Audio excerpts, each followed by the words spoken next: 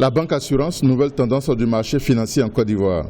Le dynamisme dans le secteur de l'assurance en Côte d'Ivoire amène certaines banques à créer des pôles assurances afin de proposer des packages aux clients. Le marché ivoirien des assurances représentait 254,7 milliards de francs CFA en 2015. Le taux de pénétration de l'assurance au sein de la population est de seulement 4%. Les compagnies d'assurance attaquent le marché avec des produits innovants pour pouvoir convaincre les clients.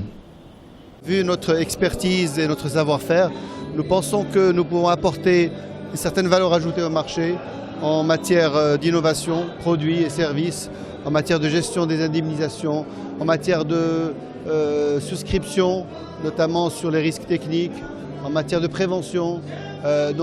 Tout cela, tout ce qui a été, si vous voulez, qui a fait la réussite de Wafa Assurance, nous comptons le mettre à la disposition de la Côte d'Ivoire.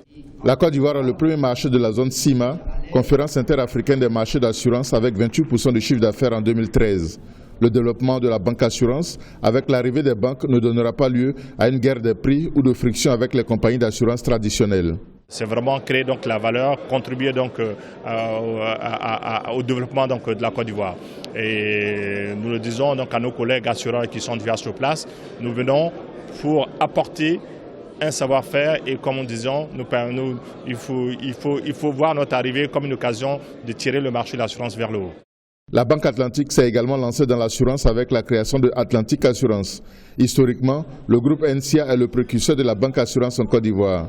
La nouvelle société interafricaine d'assurance a racheté la Banque internationale de l'Afrique de l'Ouest en 2007.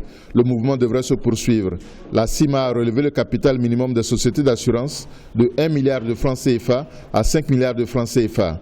Les compagnies qui ne peuvent y arriver par croissance interne seraient obligées de s'allier ou se faire absorber par des entités plus grandes comme les banques.